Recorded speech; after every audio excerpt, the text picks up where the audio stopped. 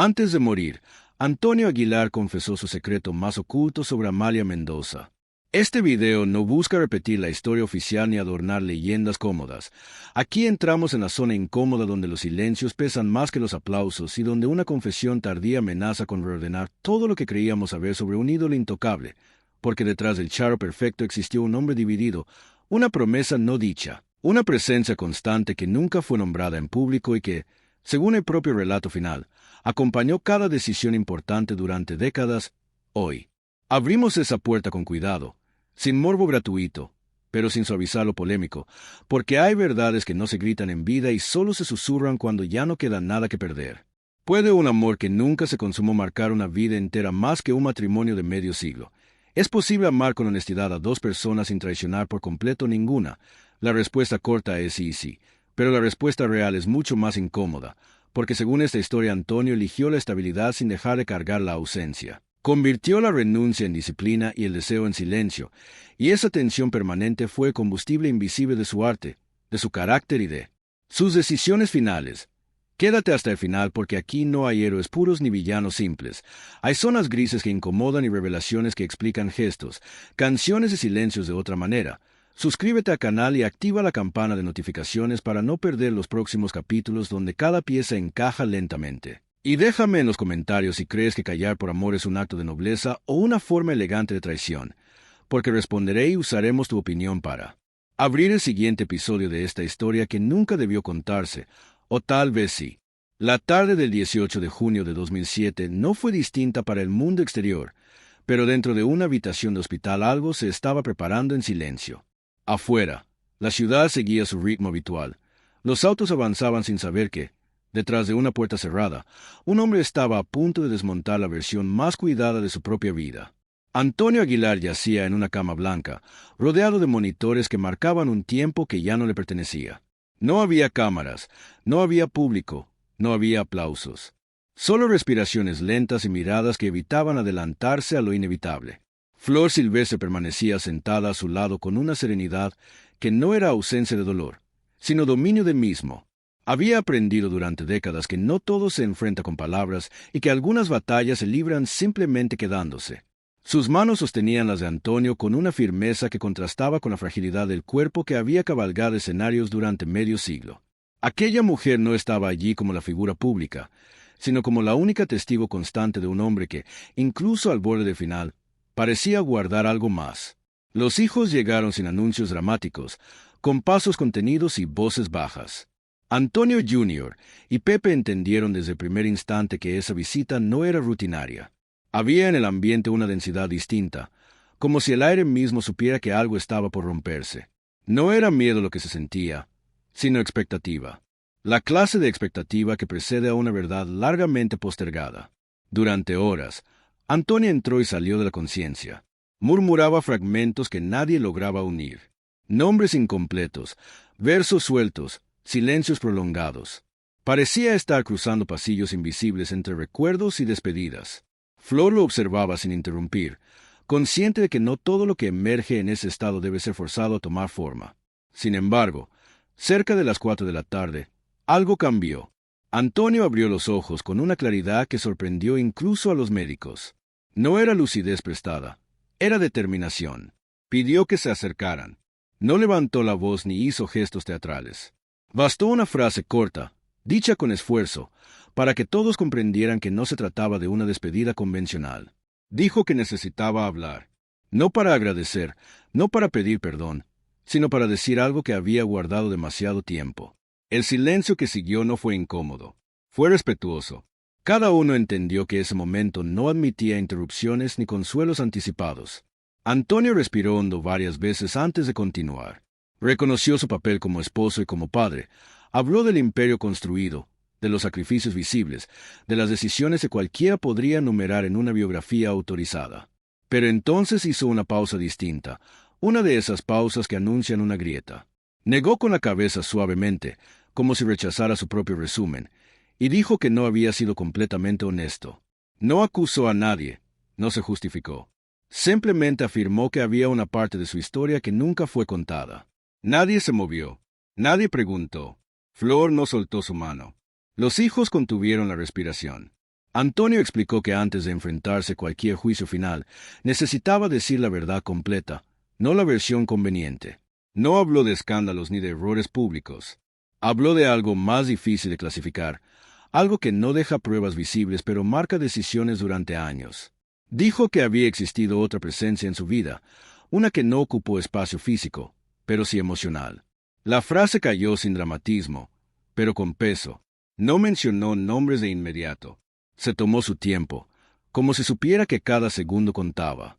Aclaró que no hubo traición visible, que no se cruzaron ciertas líneas, pero admitió que el corazón no siempre respeta fronteras legales.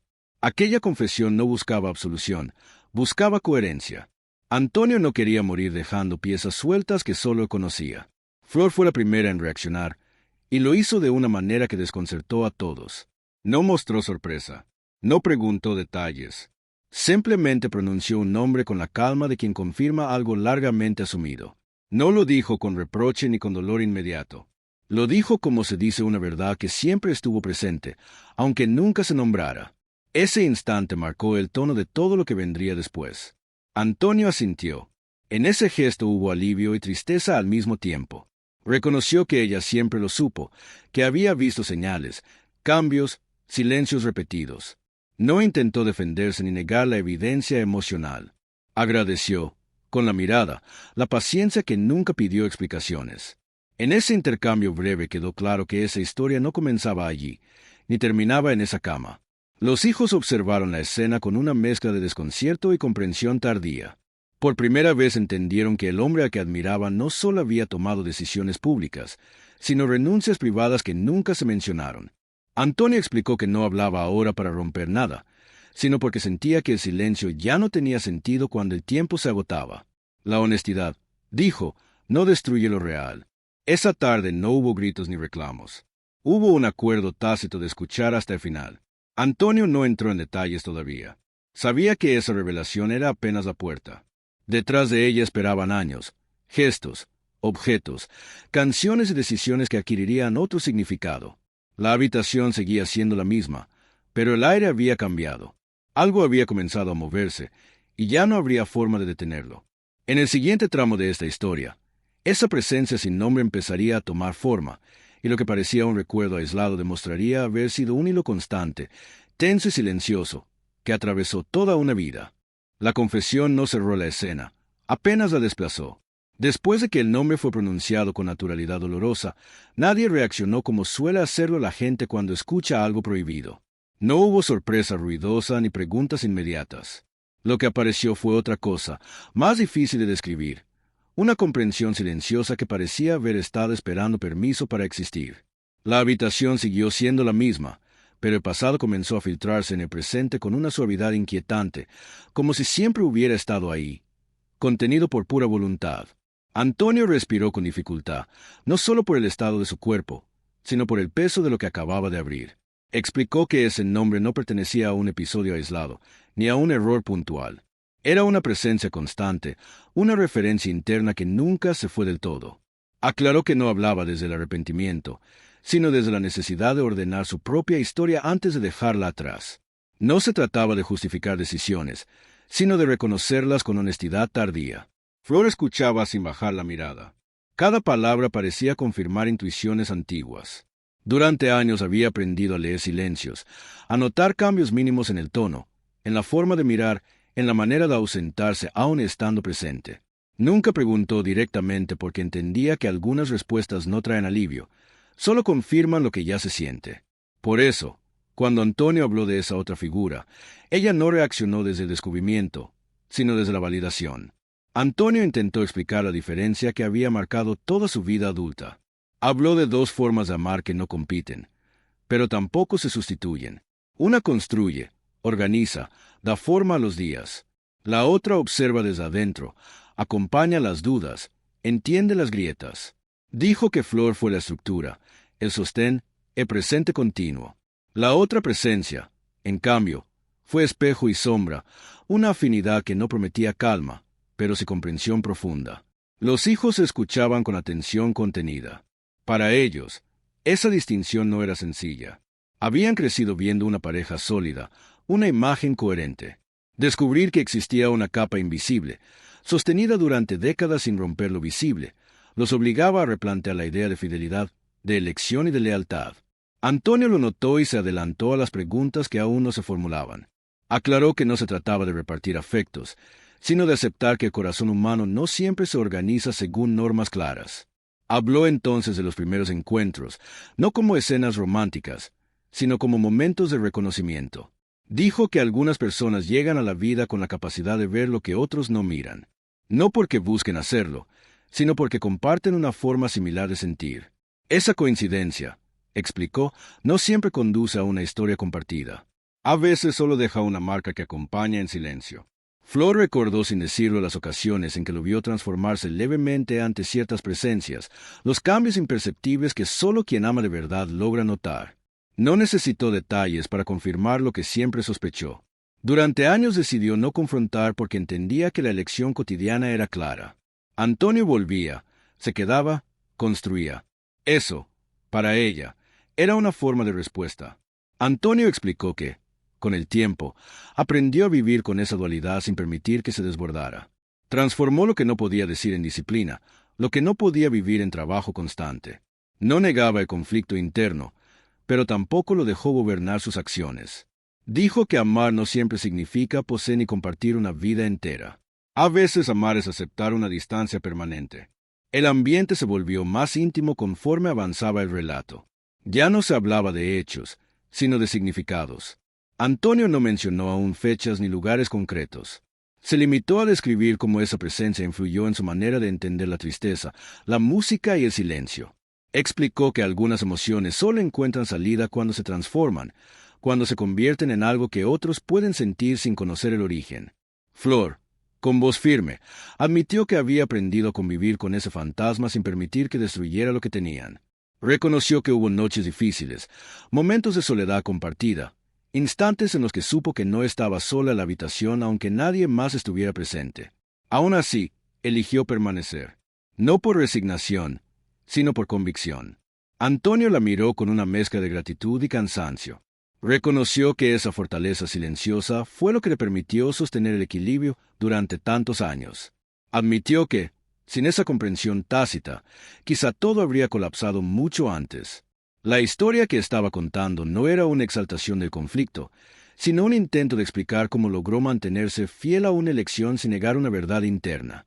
Los hijos comenzaron a entender que aquella confesión no buscaba romper una imagen, sino completarla.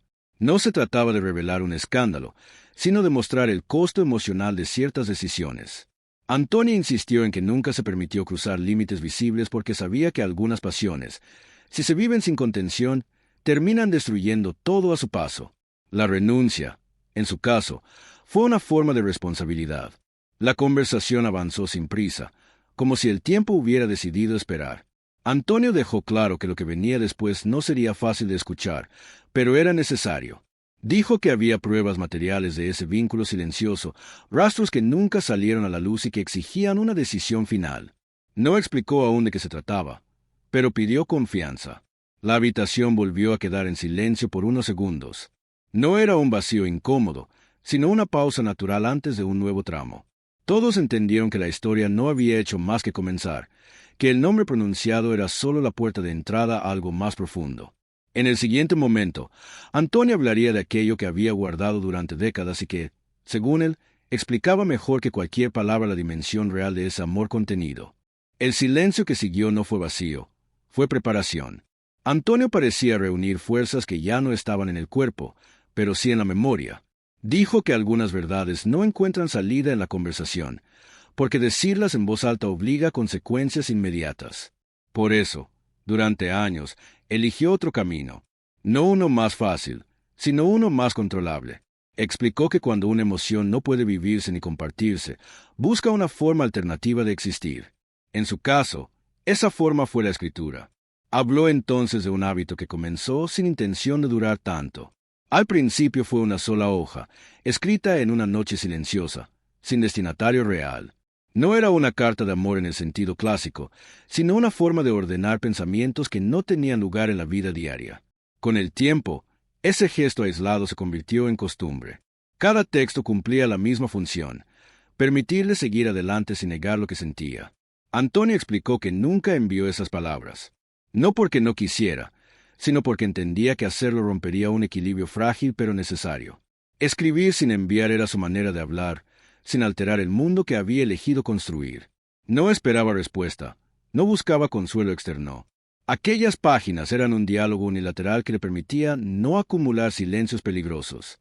Flor escuchó con atención, y aunque ya intuía parte de esa historia, la dimensión la sorprendió. Durante años había notado ausencias breves, madrugadas en las que se refugiaba en su espacio privado. Siempre supuso que eran momentos de trabajo o reflexión. Nunca imaginó la constancia, la disciplina casi ritual con la que Antonio regresaba a ese mismo punto emocional una y otra vez. Antonio describió cómo esas palabras fueron cambiando con el tiempo.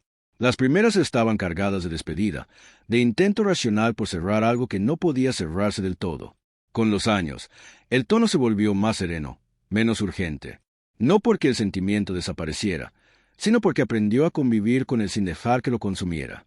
Cada etapa de su vida quedó reflejada en esas páginas, no como confesión explosiva, sino como registro silencioso. Los hijos se escuchaban con una mezcla de sorpresa y respeto. Descubrir que su padre había sostenido durante décadas una conversación privada con alguien ausente los obligaba a replantear la idea de fortaleza. No se trataba de debilidad, sino de una forma particular de resistencia. Antonio explicó que esas cartas no eran una traición al hogar, sino una válvula de escape que le permitió permanecer fiel a su elección cotidiana. Dijo que escribir le ayudó a transformar el deseo en algo que no dañara a terceros. No negó la complejidad de esa decisión, pero insistió en que cada palabra escrita era una palabra no dicha que evitaba conflictos irreparables. En su mente, aquel ejercicio era una forma de responsabilidad emocional. Flor, con voz baja, reconoció que siempre percibió la existencia de algo no nombrado, pero eligió no invadir ese espacio. Entendía que amar no siempre implica saberlo todo. A veces implica respetar zonas que no nos pertenecen, incluso cuando intuimos su contenido. Esa elección, admitió, no fue sencilla, pero fue consciente. Antonio agradeció esa comprensión sin dramatismo. Explicó que nunca quiso que esas páginas fueran leídas por nadie más. No estaban pensadas como legado ni como prueba. Eran simplemente una forma de seguir siendo funcional, de mantener la coherencia entre lo que sentía y lo que hacía. Sin ellas, dijo, quizá habría tomado decisiones distintas, menos reflexivas, más impulsivas. La conversación avanzó hacia un punto más delicado. Antonio reveló que esas escrituras no estaban dispersas ni olvidadas. Había decidido guardarlas todas juntas, como si supiera desde el inicio que algún día tendrían que ser enfrentadas de una sola vez. No habló aún del lugar exacto ni de su cantidad, pero dejó claro que no eran pocas. Eran años convertidos en papel. Los hijos intercambiaron miradas breves.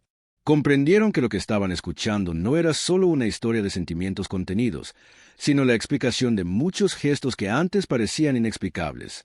Las ausencias emocionales, la intensidad de ciertas interpretaciones, la profundidad de algunas canciones adquirían ahora otro sentido.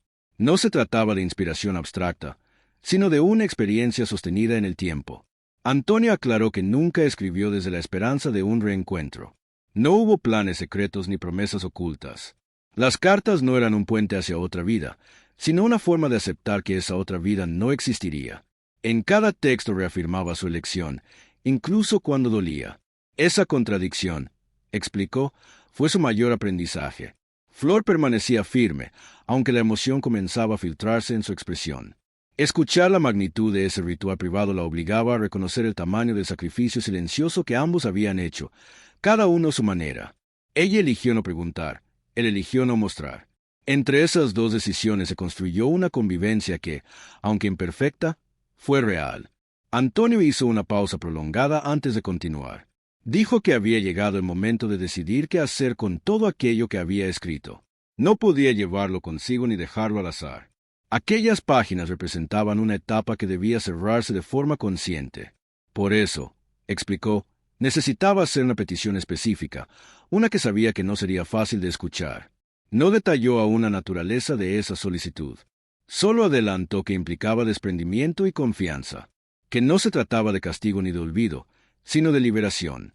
La habitación volvió a quedar en silencio, pero esta vez el aire estaba cargado de anticipación. Todos entendieron que el siguiente paso de la historia no solo revelaría un secreto guardado durante décadas, sino que pondría a prueba el vínculo más fuerte de todos, el que se sostiene cuando la verdad completa finalmente sale a la luz. La pausa no fue casual. Antonio sabía que lo que venía después no podía decirse con ligereza. No era solo una continuación del relato, sino el punto donde la historia dejaba de ser abstracta y tomaba forma concreta. Hasta ese momento había hablado de emociones, de decisiones internas, de silencios sostenidos. Ahora debía hablar de algo que existía, que podía tocarse, que había ocupado un espacio real durante décadas. Algo que no desaparece solo porque se evite nombrarlo. Con voz más baja, explicó que todas esas páginas escritas a lo largo de los años no estaban dispersas ni olvidadas en cajones sin orden. Desde el principio decidió reunirlas en un solo lugar. No por romanticismo, sino por control. Necesitaba saber dónde estaba aquello que no podía permitirse perder ni mostrar. Así nació la idea de guardarlas juntas, lejos de miradas ajenas, en un sitio que solo frecuentaba cuando el silencio era absoluto. Describió ese espacio sin entrar en detalles innecesarios. Un lugar íntimo, asociado al trabajo y a la soledad elegida. Allí, dijo, descansaba una caja de madera, sencilla por fuera, pero cargada de años por dentro. No era un objeto decorativo ni un recuerdo visible. Era un contenedor de tiempo, de decisiones repetidas, de palabras que nunca salieron al mundo. Cada sobreguardaba una fecha, cada fecha una versión distinta de sí mismo. Flor sintió un peso particular al escuchar aquello. Durante años había respetado ese espacio sin cuestionarlo. Siempre supo que allí Antonio se refugiaba cuando necesitaba estar solo, pero nunca imaginó que en ese mismo lugar se acumulaba una parte tan grande de su vida emocional. No se sintió engañada, sino confrontada con la magnitud de algo que ambos habían sostenido sin nombrar. Antonio aclaró que nunca volvió a leer esas páginas una vez escritas. Para él cumplían su función en el acto mismo de ser redactadas. Revisarlas habría significado revivir decisiones que ya habían sido tomadas. Prefería dejarlas ahí, intactas, como prueba de un proceso interno que no necesitaba revisión constante. Esa distancia, explicó, fue lo que le permitió no quedar atrapado en el pasado. Los hijos escuchaban atentos, intentando imaginar ese archivo invisible creciendo con los años. Comprendieron que no se trataba de unas pocas notas impulsivas, sino de una práctica sostenida. Décadas convertidas en papel, acumuladas sin intención de exhibición. Aquello no era una aventura secreta, sino una disciplina emocional que había acompañado toda una vida adulta. Antonio respiró con dificultad antes de continuar. Dijo que esa caja nunca fue pensada para sobrevivirle. No estaba destinada a ser descubierta, ni interpretada, ni heredada. Desde el inicio supo que, llegado el momento, debía desaparecer. No por vergüenza, sino porque su sentido dependía del silencio. Convertir esas páginas en objeto de lectura ajena habría traicionado su propósito original. Flor lo miró entonces con una mezcla de comprensión y firmeza. Entendió hacia dónde se dirigía la petición antes de que fuera formulada. Durante años había aprendido a anticipar ciertas decisiones, a leer entre líneas. Aún así, escucharla de manera explícita era distinto. Antonio explicó que no podía dejar esa responsabilidad en manos del azar ni del tiempo. Necesitaba confiarla a alguien que entendiera su peso sin necesidad de abrirla. Pidió entonces algo que no formuló como orden, sino como último deseo consciente. Dijo que, cuando él ya no estuviera, quería que esa caja fuera vaciada sin ser leída, que cada sobre fuera destruido sin romper el sello, que el contenido regresara al lugar de que vino, sin pasar por ojos ajenos. No habló de castigo ni de negación. Habló de cierre. La habitación quedó en silencio. No era una solicitud sencilla. Implicaba un acto de fe y de desapego. Flor no respondió de inmediato. Sabía que aceptar significaba renunciar para siempre a respuestas que, en otros contextos, cualquiera habría reclamado como derecho. Pero también sabía que leer esas palabras no cambiaría el pasado ni aliviaría el dolor acumulado. Tal vez, incluso, lo haría más pesado. Antonio explicó que necesitaba que Flor supiera de la existencia de esa caja, no para cargarla con un secreto nuevo, sino para liberar uno antiguo. Saber que esas páginas existieron, dijo, era suficiente. No hacía falta conocer su contenido. El gesto final no estaba en la lectura, sino en la destrucción consciente, en permitir que aquello que lo acompañó durante tantos años dejara de ocupar espacio en el mundo. Los hijos comprendieron entonces que esa petición no era solo personal, Era una forma de protegerlos también. Evitarles el peso de interpretar emociones que no les pertenecían. Antonio dejó claro que esa parte de su historia no estaba destinada a ser heredada. No quería que su memoria quedara atrapada en un archivo íntimo fuera de contexto. Prefería ser recordado por lo que eligió hacer, no por lo que eligió no vivir. Flor finalmente asintió, no con palabras, sino con un gesto leve. No era una promesa impulsiva, sino una decisión reflexiva. Aceptó porque entendió que ese acto final no borraría nada importante, sino que respetaría la lógica con la que ambos habían convivido durante años. Habían construido su vida sobre acuerdos tácitos. Este era el último de ellos.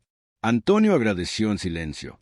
Su expresión cambió levemente, como si una carga hubiera sido desplazada. Sabía que aún quedaban aspectos por revelar, pero ese punto era crucial. La caja representaba todo lo que no fue dicho, y decidir su destino era una forma de cerrar un ciclo que se había mantenido abierto demasiado tiempo. La conversación no terminó ahí. Antonio advirtió que, entre todas esas páginas destinadas a desaparecer, había una excepción. Una sola. Algo que no provenía de su mano, sino de otra. Dijo que esa diferencia era importante y que merecía un trato distinto. No explicó más en ese momento.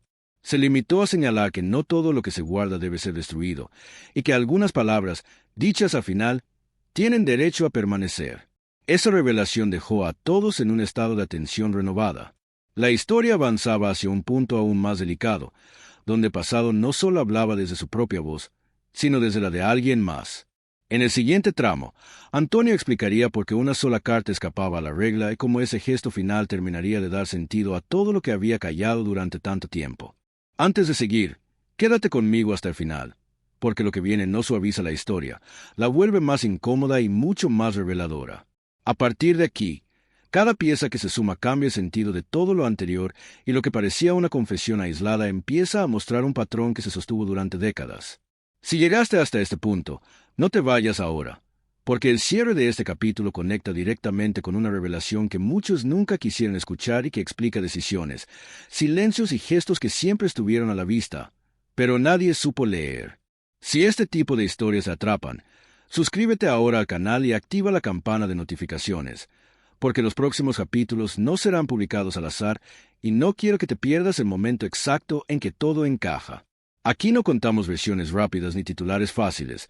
Aquí vamos capa por capa, y solo quienes siguen la serie completa entienden la historia en su totalidad. Déjame también un comentario diciéndome desde qué país o ciudad nos estás viendo y responde a algo muy simple pero potente. ¿Crees que guardar silencio por amor es un acto de valentía o una forma de autoengaño? Leo todos los comentarios y muchos de ellos influyen directamente en cómo desarrollamos los siguientes episodios. Ahora sí, continuemos, porque lo que Antonio decidió revelar después de hablar de la caja cambia por completo el peso de su última confesión. Antonio dejó pasar unos segundos antes de continuar, como si supiera que lo que iba a decir no solo explicaría el presente, sino que obligaría a mirar el pasado con otros ojos. Aclaró que ninguna historia comienza en el punto donde se confiesa, sino mucho antes, en un momento aparentemente menor que solo con los años revela su verdadero peso. Dijo que para entender la existencia de la caja, de las cartas y de la renuncia sostenida, era necesario volver al principio, a cuando todavía había opciones abiertas y el futuro no estaba definido.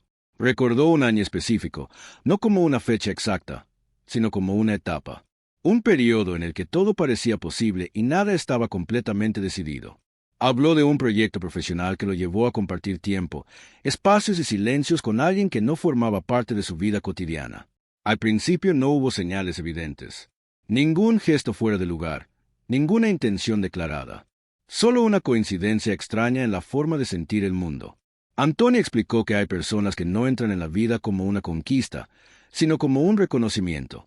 No se busca su presencia, simplemente ocurre. Dijo que desde los primeros encuentros notó algo distinto, una afinidad que no se apoyaba en palabras, sino en silencios compartidos. No hablaban de sentimientos, hablaban de trabajo, de música, de cansancio, pero debajo de todo eso había una comprensión mutua que no necesitaba explicación. Flor escuchaba sin interrumpir, consciente de que ese tramo de la historia era clave. No era un relato de seducción ni de conquista. Era algo más difícil de aceptar, porque no se apoyaba en decisiones conscientes, sino en una conexión que parecía darse por sí sola. Antonio aclaró que durante mucho tiempo se negó a interpretar ese vínculo como algo peligroso. Lo veía como una coincidencia emocional, algo que no tendría consecuencias reales. Con el paso de los días, sin embargo, comenzó a notar cambios internos, no en sus acciones, sino en su estado anímico. Dijo que ciertas conversaciones lo dejaban inquieto, no por lo dicho, sino por lo que no hacía falta decir. Descubrió que se sentía comprendido en aspectos que rara vez compartía. No se trataba de halagos ni de admiración, sino de una sintonía profunda en la manera de entender la tristeza y la vocación. Antonio fue claro al señalar que ese reconocimiento no trajo felicidad inmediata. Al contrario, despertó una inquietud que no esperaba. Comprendió que aquello no encajaba fácilmente en la vida que estaba construyendo. No era un romance evidente, pero tampoco era inocuo. Era una posibilidad silenciosa que se volvía más clara cuanto más intentaba ignorarla. Explicó que el punto decisivo no llegó con una declaración, sino con una certeza interna. Un día entendió que, si no ponía límites, esa afinidad terminaría exigiendo una elección real. No porque alguien se lo pidiera, sino porque él mismo ya no podría sostener la ambigüedad. Fue entonces cuando comenzó el verdadero conflicto. No había culpa externa, solo una pregunta insistente. ¿Qué tipo de vida quería construir? Antonio describió ese momento como uno de los más lúcidos y dolorosos de su juventud, no porque estuviera obligado a decidir entre dos personas, sino entre dos formas de existir. Una ofrecía intensidad, comprensión total, pero también inestabilidad. La otra ofrecía proyecto, continuidad, una vida compartida con bases sólidas. No presentó esa elección como heroica, sino como necesaria. Flor entendió en ese instante que la historia no se había desarrollado en contra de ella, sino paralelamente a su aparición en la vida de Antonio. No fue desplazada, fue elegida. Esa diferencia, aunque no eliminaba el dolor, cambiaba el significado. Antonio no negó que hubo un duelo silencioso a tomar esa decisión. Dijo que despedirse de una posibilidad puede doler tanto como perder algo real. Los hijos escuchaban atentos, comprendiendo que esa renuncia temprana había marcado todo lo que vino después. No hubo una ruptura dramática, ni una escena final exagerada. Hubo una conversación breve, contenida, donde ambos entendieron que no seguir adelante era la única forma de no destruir lo que aún no existía. Antonio no entró en detalles íntimos, pero dejó claro que ese adiós fue definitivo en los hechos, aunque no en la memoria. Aclaró que esa despedida no cerró el sentimiento, solo lo transformó. No hubo promesas ni planes ocultos. Hubo aceptación. Y fue precisamente esa aceptación temprana la que hizo posible que el recuerdo no se convirtiera en resentimiento. Sin embargo, el costo fue alto. Algo quedó suspendido, sin resolución completa. Esa suspensión, explicó, fue el origen de todo lo que vino después.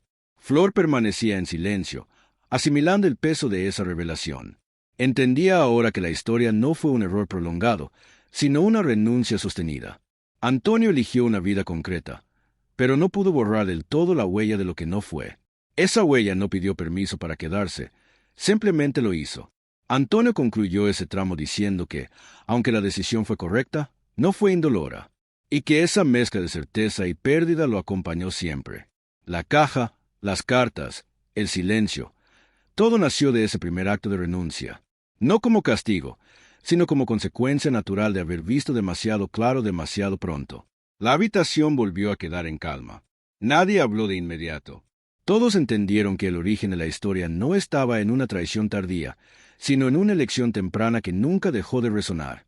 En el siguiente capítulo, Antonio explicaría cómo esa despedida inicial tomó forma concreta en un objeto, un gesto simbólico que selló para siempre lo que no podía vivirse y que, con los años, se convertiría en la prueba más silenciosa y persistente de aquel vínculo imposible. La historia avanzó sin que nadie lo notara, como lo hacen las cosas verdaderamente importantes. Antonio retomó el relato desde ese punto suspendido donde había quedado la despedida inicial, cuando todavía era posible fingir que el tiempo resolvería lo que él ya sabía que no tenía solución.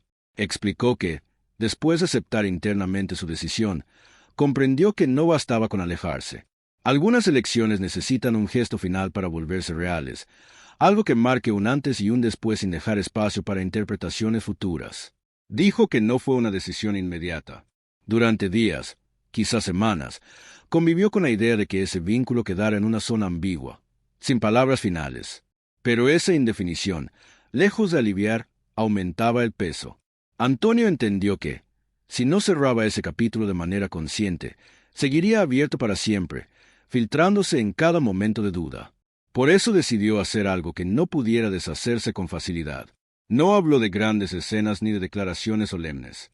Contó que fue un gesto sencillo, casi discreto, pero cargado de intención. Mandó a hacer un objeto pequeño, algo que pudiera llevarse consigo sin llamar la atención. No era una promesa ni un recuerdo decorativo. Era un símbolo de movimiento, de libertad, de aquello que no se detiene aunque cambie de rumbo. Para él, representaba la aceptación de que dos caminos podían cruzarse una vez y luego seguir separados sin perder dignidad. Flor escuchaba con atención, consciente de que ese detalle material tenía un peso que iba más allá de su tamaño. Comprendía que algunos gestos se realizan no para quien los recibe, sino para quien los entrega. Antonio explicó que eligió ese objeto porque condensaba todo lo que no podía decir en palabras.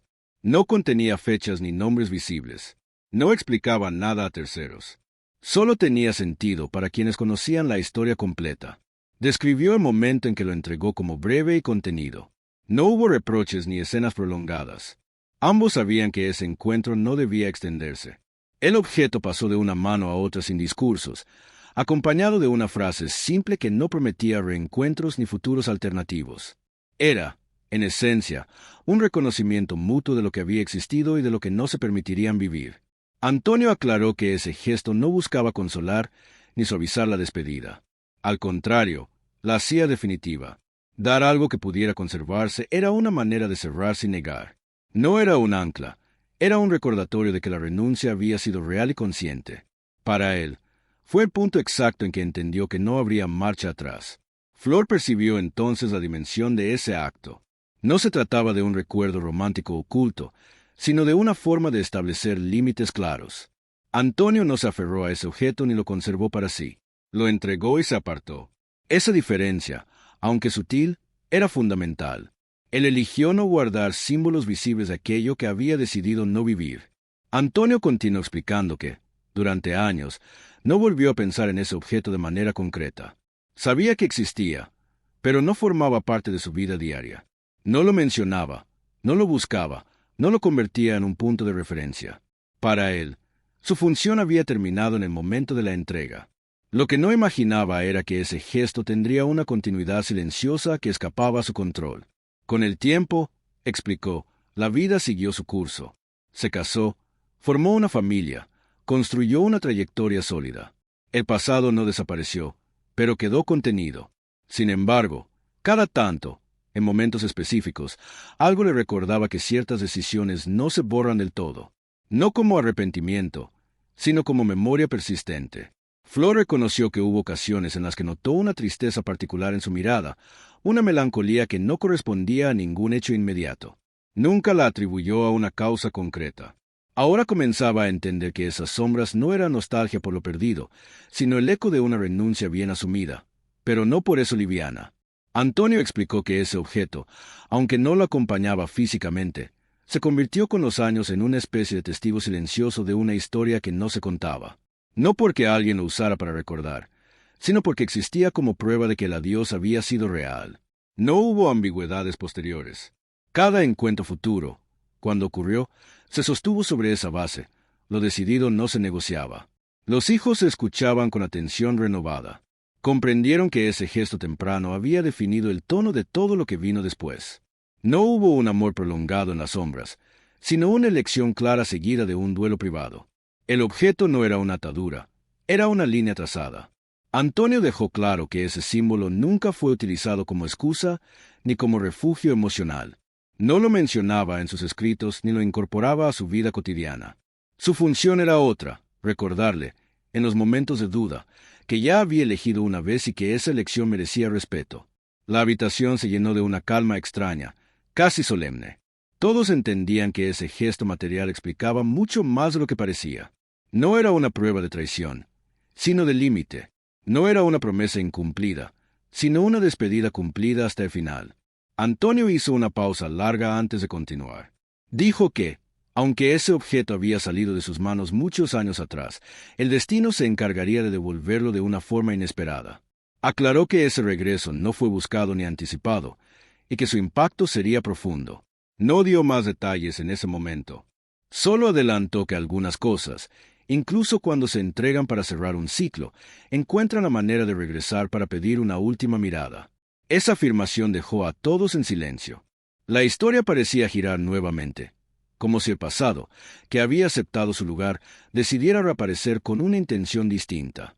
En el siguiente capítulo, Antonio explicaría cómo ese objeto volvió a su vida muchos años después y por qué ese regreso obligó a enfrentar una verdad aún más difícil, una que no podía resolverse con gestos simbólicos ni silencios sostenidos. Antonio dejó escapar un suspiro largo antes de continuar, como si a pronunciar lo siguiente no solo relatara un hecho, sino que aceptara una herida que creyó cerrada. Dijo que el tiempo, aunque ordena los recuerdos, no siempre los disuelve. Hay cosas que parecen dormidas, no ausentes, y que regresan cuando uno ya no tiene fuerzas para ignorarlas. El objeto del que había hablado, aquel gesto final de renuncia, volvió a su vida muchos años después, de una manera inesperada y profundamente silenciosa. No llegó acompañado de explicaciones ni de mensajes previos. Simplemente apareció, envuelto en una circunstancia que no buscaba dramatismo. Antonio explicó que fue informado de una pérdida, una noticia que llegó sin preparación emocional. No habló de escenas públicas ni de reacciones exageradas. Dijo que estaba trabajando cuando recibió la confirmación, y que en ese momento sintió una interrupción interna, como si algo que había sido cuidadosamente guardado se hubiera movido de lugar. Flor recordó ese día sin necesidad de detalles. Recordó el cambio en su actitud, la manera en que regresó a casa con una quietud distinta. No preguntó. Nunca lo hacía cuando intuía que la respuesta no traería alivio. Antonio contó que, tras esa noticia, días después llegó un paquete. No tenía palabras de más ni intenciones ocultas. Era un envío breve, casi protocolar, pero cargado de un significado que nadie más habría podido entender. Dentro estaba el objeto, el mismo, intacto. El símbolo que había entregado para cerrar un ciclo regresaba ahora sin advertencia, como si el tiempo hubiera decidido devolverle aquello que había dejado atrás. Antonio explicó que lo reconoció de inmediato, no por su forma, sino por lo que representaba. No sintió sorpresa. Sintió algo más complejo, una mezcla de tristeza profunda y cierre definitivo. Acompañando el objeto había una nota breve, escrita por una mano distinta, pero con una intención clara. No era una carta extensa, ni una explicación detallada. Era un mensaje de cumplimiento. Decía que ese objeto debía regresar a quien lo había entregado, porque así había sido indicado, sin adornos, sin reproches, como si incluso en ese último gesto se hubiera respetado el pacto de no complicar lo inevitable. Antonio sostuvo el objeto en sus manos durante largo rato antes de guardarlo. No lo exhibió, no lo comentó, no lo convirtió en un recuerdo visible. Simplemente lo aceptó como parte de un ciclo que llegaba a su final real. Dijo que ese regreso no reabrió el conflicto, lo cerró de una manera distinta. Confirmó que la historia había terminado como debía, sin ambigüedades ni promesas pendientes. Flor escuchaba con atención, procesando esa revelación con la misma serenidad que había demostrado desde el inicio. Entendió que ese objeto no competía con su lugar en la vida de Antonio. No lo había hecho antes y no lo haría ahora. Representaba otra cosa, una etapa distinta, una renuncia que había sido sostenida con coherencia hasta el final. Antonio explicó que decidió guardar ese objeto lejos de miradas ajenas, no como un acto de ocultamiento, sino de respeto. No quería que se interpretara fuera de contexto. No era un recuerdo romántico ni una prueba de algo no resuelto. Era la confirmación de que ciertas decisiones, aunque dolorosas, se mantienen incluso cuando ya no hay necesidad de demostrarlas. Los hijos comprendieron que ese regreso tenía un peso simbólico mayor que cualquier explicación verbal. El objeto volvía no para reactivar el pasado, sino para sellarlo. No hubo encuentros finales ni palabras pendientes. Hubo aceptación. Antonio dijo que, al recibirlo, sintió una tristeza tranquila, distinta a la de otros momentos. No era duelo por lo no vivido, sino despedida de lo que ya había sido comprendido. Flor recordó que en los días posteriores notó un cambio sutil en él. No más silencio, sino una quietud distinta, como si una carga antigua hubiera cambiado de forma. No desapareció, pero dejó de presionar. Antonio confirmó esa percepción. Dijo que, por primera vez en muchos años, sintió que ya no debía sostener ese equilibrio interno con tanto esfuerzo. Algo se había ordenado por sí solo. Explicó que fue después de ese regreso cuando comenzó a escribir de otra manera. Las cartas no desaparecieron de inmediato, pero cambiaron de tono. Ya no eran intentos de ordenar el pasado, sino reflexiones más serenas sobre el presente. El objeto había cumplido su última función sin necesidad de ser mencionado. Flor preguntó entonces, con voz firme pero suave, ¿qué había hecho finalmente con ese símbolo? Antonio respondió sin rodeos. Dijo que decidió llevarlo consigo, no como una afirmación de nada, sino como un recordatorio silencioso de una historia que había sido enfrentada con honestidad. No lo mostró al mundo ni lo explicó. Lo mantuvo cerca, no del cuerpo, sino de la memoria. Esa decisión no fue impulsiva. No buscaba reavivar nada. Era, según él, una forma de reconocer que aquella renuncia había sido real y que su impacto no debía negarse. No lo hizo a escondidas por culpa, sino por coherencia. Flor entendió que ese gesto no le quitaba nada. Lo que habían construido juntos no dependía de eliminar el pasado, sino de haberle integrado sin permitir que dominara el presente. Antonio dejó claro que ese regreso no cambió sus elecciones, no alteró su compromiso ni su forma de vivir. Simplemente confirmó que algunas historias no desaparecen, se transforman, y que aceptarlas no implica traicionar lo construido, sino comprenderlo mejor. La habitación volvió a quedar en silencio, pero ya no era un silencio tenso. Era uno cargado de significado. Todos entendieron que ese objeto, al regresar, había cerrado un ciclo que comenzó muchos años atrás. Sin embargo, Antonio aún no había contado todo. Dijo que junto a ese objeto había llegado algo más, algo que no podía ser reducido a un símbolo material, algo que, a diferencia del resto, no estaba destinado a desaparecer. En el siguiente capítulo, explicaría qué era y por qué esa excepción cambiaría el sentido final de toda su confesión. Antonio permaneció en silencio unos instantes antes de continuar, como si necesitara medir el peso exacto de lo que estaba a punto de revelar. Dijo que junto al objeto había llegado algo más, algo que no podía tratarse de la misma manera que el resto. No era un símbolo silencioso ni un gesto material. Era palabra escrita por otra mano, con otra intención y con un destino distinto. A diferencia de todo lo anterior, aquello no había sido creado para permanecer oculto. Explicó que el paquete no contenía solo el objeto. Dentro había también un sobre. No llevaba adornos ni frases innecesarias. Era distinto a todos los que él había escrito a lo largo de los años. No estaba fechado de manera visible ni buscaba dramatismo. Solo tenía un destinatario claro y una carga emocional que se sentía incluso antes de abrirlo. Antonio supo de inmediato que esa carta no formaba parte del mismo orden que las demás. Dijo que tardó en abrirla. No por miedo, sino por respeto. Entendía que leer esas palabras implicaba aceptar una voz que hasta entonces había permanecido fuera de su control. A diferencia de sus propias cartas, que existían para ordenar lo que sentía, aquella tenía una intención distinta. No buscaba procesar, sino comunicar. No era un ejercicio interno, era un mensaje final. Flor escuchaba con atención absoluta. Comprendió que ese momento marcaba un punto de quiebre en la confesión. Hasta entonces, todo lo revelado había sido explicado desde la perspectiva de Antonio. Ahora, por primera vez, aparecía la otra voz. No como suposición y recuerdo interpretado, sino como palabra directa. Eso cambiaba el equilibrio de la historia. Antonio explicó que, al leerla, no encontró reproches ni exigencias. No había reclamos ni intentos de reescribir el pasado. La carta no pedía nada. Describía, con una honestidad serena, una vida vivida aceptando la renuncia desde el principio. Hablaba de elecciones propias, no de culpas ajenas. Eso fue lo que más lo impactó. No había victimismo ni idealización. Solo claridad tardía. Dijo que esas líneas confirmaban algo que siempre había sospechado, pero nunca se atrevió a afirmar, que la renuncia no había sido unilateral, que del otro lado también existió una aceptación consciente de lo imposible. La carta hablaba de comprensión, de respeto por la vida que él había elegido construir. Reconocía el lugar de Flor sin competencia ni resentimiento. Ese reconocimiento, explicó Antonio, fue más fuerte que cualquier reproche habría podido ser. Flor sintió una emoción profunda al escuchar ese tramo. No por comparación, sino por validación.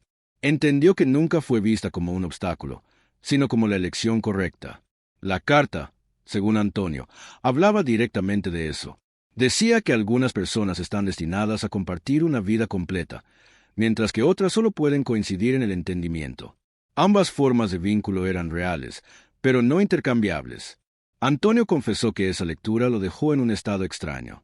No fue alivio inmediato ni tristeza absoluta. Fue una calma distinta, una aceptación que llegaba demasiado tarde para cambiar nada, pero a tiempo para ordenar el final. Comprendió que esa carta no debía desaparecer porque no pertenecía al mismo espacio que sus escritos. No era una extensión de su silencio, era la voz de alguien que había elegido callar mientras vivía, pero no al despedirse. Dijo que por eso tomó una decisión clara. Las páginas escritas por él debían desaparecer, porque cumplían una función privada que ya no tenía sentido. Esa carta, en cambio, debía permanecer, no como recuerdo romántico ni como reliquia, sino como testimonio de una historia que fue enfrentada con honestidad desde ambos lados. Flor preguntó entonces qué decía exactamente esa carta sobre ella. Antonio respondió sin rodeos. Dijo que hablaba de admiración, de respeto profundo, de agradecimiento. Reconocía que Flor había ofrecido estabilidad, hogar y continuidad. Afirmaba que esa elección había sido sabia, incluso necesaria. Esa parte, confesó Antonio, fue la más difícil de leer, porque no dejaba espacio para dudas ni culpas. Confirmaba que la renuncia había sido la única forma posible de no destruirlo todo. Los hijos escuchaban con una atención distinta.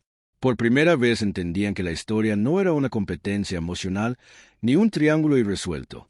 Era una cadena de decisiones sostenidas por personas que entendieron sus límites.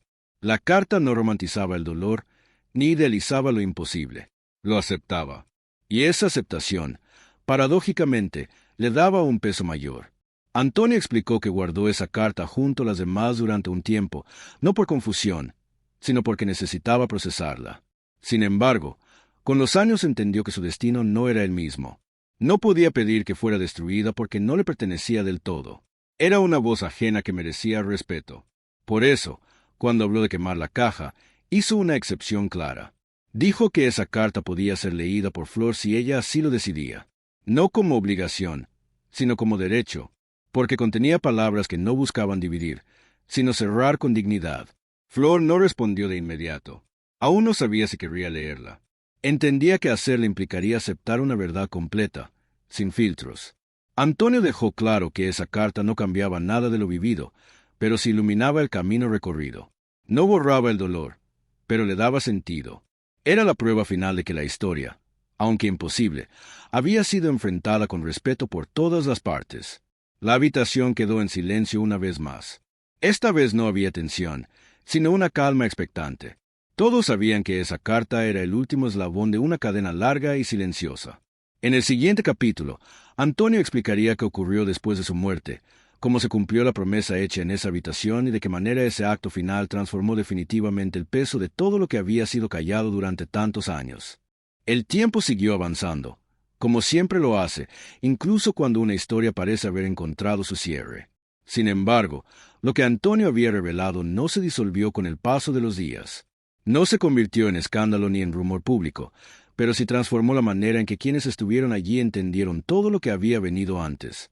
La confesión no cambió los hechos, cambió el significado. Y eso, a veces, es mucho más profundo. Flor no habló de lo ocurrido más de lo necesario. No porque lo negara, sino porque comprendió que algunas verdades pierden su valor cuando se repiten sin contexto. Para ella, lo esencial ya había sido resuelto. La promesa cumplida, el fuego encendido, la carta leída. No había nada más que aclarar. El pasado no necesitaba ser explicado, solo integrado.